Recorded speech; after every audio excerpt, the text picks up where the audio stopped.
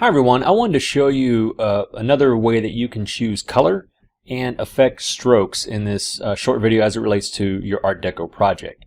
And so you'll notice that I've already started doing some traces here on my poster, and when it comes to filling in, what I've asked you to do is actually to use the color picker and choose the colors from the poster and fill your shapes in with that. So how do we do that? So trust me, it's extremely simple. So for example, let's go and start off with this shape right here. I'm going to select it. There we go. All right, and this is forming the shadow part of, I'm assuming this is a fur on her shoulder. So what I want to do is with the object selected, I'm going to go to my eyedropper tool, or you can also press I on the keyboard, select it, and then click on the color of the object that I want. Okay, now notice what happens. It brings in the color that I picked on, and it applied it to that shape.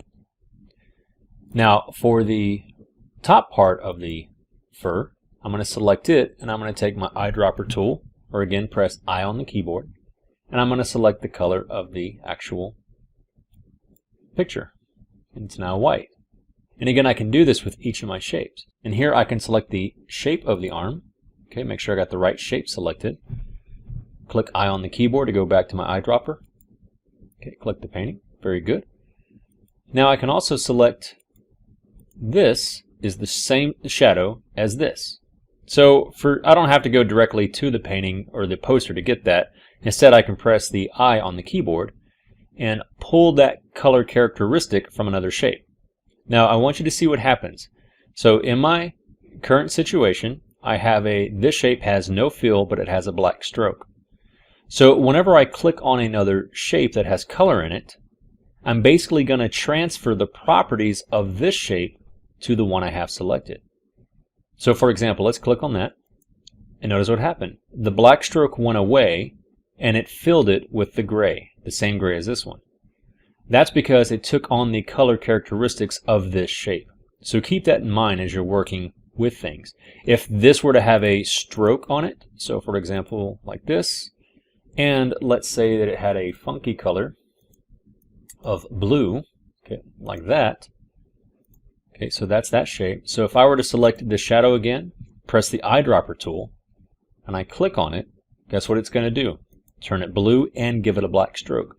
It inherited the color and the stroke of the item from before. Just going to undo that. Now for the actual individual strokes here, if I were to select it, hold down the eyedropper tool, and again it's the same color gray.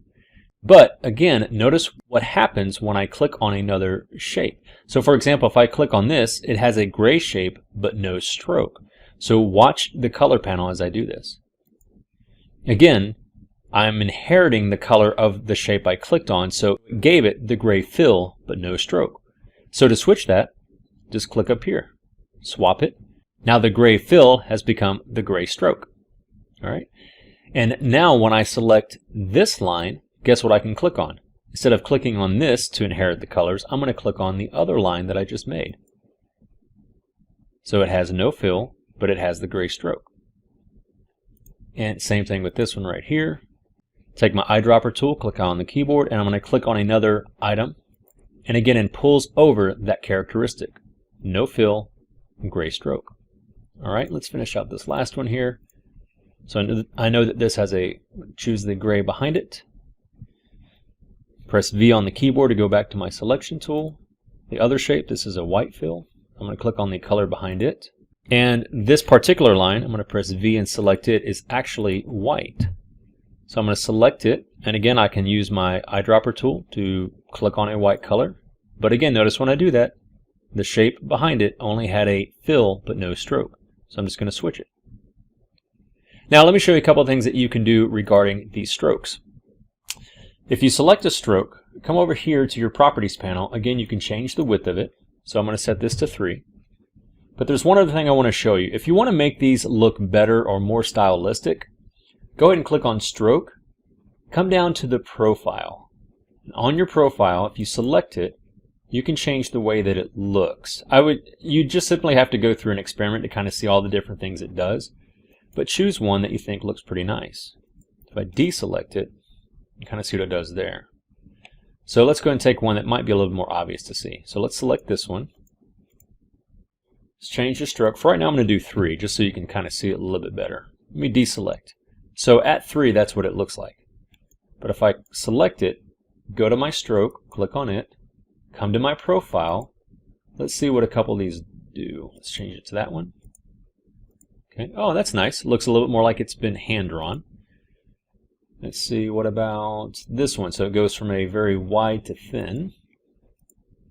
Not bad. And if you want to change directions on that stroke, so it goes wide down here to thin up top, select it and then click this. This will change the direction of it. Oh, that's not too bad. So just a couple different ways that you can add a little bit of style to what you have. So make that 3, and I really do like that profile. So let's do that, and I want to switch that so it goes from, see how it's thick out here? Let's switch that, turn that around. So I'm going to, again, over here in my profile of the stroke, notice how I brought it over, I'm going to flip it. Yeah, I like that, not bad. And if I wanted that line to go all the way into the shadow area, we can always go back to our direct selection tool, click on the point, and pull it down. Okay. So some really cool things that you can do with the stroke. Oh, and by the way, if you happen to have in your drawing any of these types of random lines, you don't have to use the pen tool for that. You can always use the line tool. You can find the line tool inside the rectangle tool. So if you right click the rectangle tool, there's the line segment tool, select it, and you just basically click and drag. Okay, and again, it's going to go with whatever color you had last, so, but you can adjust that, give it a width. You can change the color, make it white. And of course, and then you can always style it. Although, let's try that one. Okay. There you go.